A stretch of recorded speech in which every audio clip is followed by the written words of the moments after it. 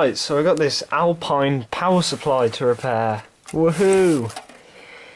It's just a generic piece of garbage, basically. These power supplies are real cheap and nasty. But the guy who I'm repairing it for doesn't want to buy a replacement, and he knows that I can fix it. And the fault is it gets standby power but it does not come on. So something on the output is shorted, I'm guessing. It's literally a lightweight piece of rubbish. It's one of these power supplies are probably one of the worst I've ever come across. So I like fixing power supplies, so let's open the cover to this thing. Jeez. Gotta love the fake PFC coil. This is basically just a wire jumper. That's literally it. Here, the only thing I can promote about this power supply is the input board. We have an input filter, which consists of 2 X capacitors, 2 line filters, and 2 Y capacitors. Actually, yeah, 2 Y caps. So that's a good thing to see. PFC has its own little plug, but it may as well not even be there because all that transformer is a jumper. As you can see on the board, we do have spots for another line filter where they've actually soldered a fuse in, and a voltage dropper, so it discharges the caps. And the bridge rectifier is just 4 diodes. The main switching devices look like 13007s. I don't think those are shorted because this does get 5V standby. So don't think those are bad. So I'm guessing that one of the output rectifiers is shorted. I mean, rated for 500 watts. My ass. This isn't even 200 watts. Maybe 100. The caps, what random caps? SI, I think. So that's real cheap. So I'm going to get the multimeter and start testing this. I've already found the fault, and all 3 of the output diodes are showing dead short across all of the points on them. So they're toast. Probably because of the crappy small heatsink they're mounted on. So probably going to have to order replacements or find replacements on a scrap board. So I'm going to have to desolder the heatsink and start testing the diodes separately, and if they are, all of them are shorted, I just have to replace them all. So quite a simple fault, but yeah, this thing is a piece of crap.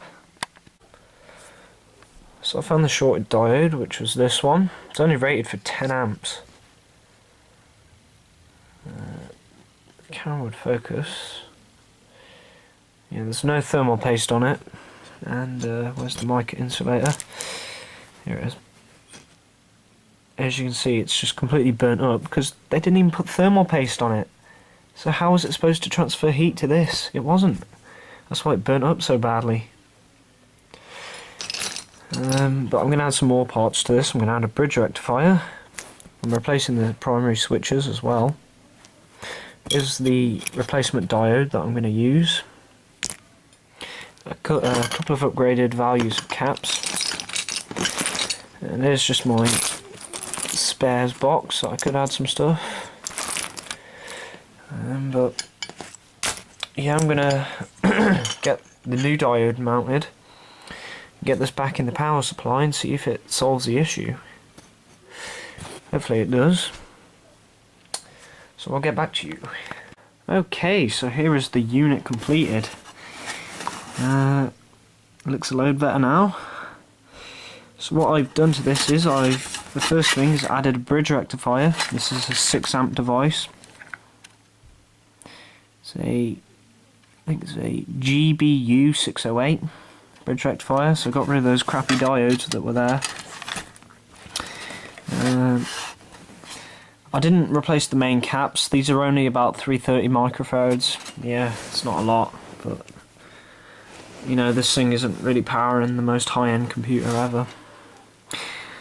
I replaced the primary switching devices from 13007s to 13009s, and the replacements of Fairchild. So that's a bit more current for this thing, you know. I only expect this to do about 250 watts, you know, it's just a piece of garbage. I replaced the faulty bridge rectifier, and also I added thermal grease to all of the devices. None of the devices that mounted on heatsinks had thermal grease, which is why this original rectifier overheated so bad, for crying out loud. This got hot. You know, even the mica insulator got melted, and in fact the insulating ring also got melted into the rectifier. So these have got thermal paste on so they can cool a lot better. Also on the output you'll notice that I've added a load of capacitors as well to help smooth out the ripple current in this thing. You know, it'll still be quite poor, but it'll be better than it was.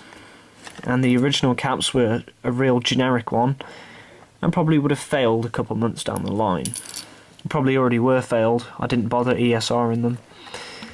So on the 12 volt rail, which are the two blue ones at the end, I have a 2200 microfarad 16 volt and a 1000 microfarad 16 volt.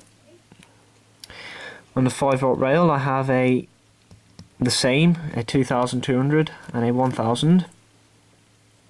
And on the 3.3 volt there is a 2200 microfarad, a 1000 microfarad and another 1000 microfarad. And of course that is a load better than the originals, which were 1000 microfarad cap per line, which was very poor. So over here I've also replaced some of the caps.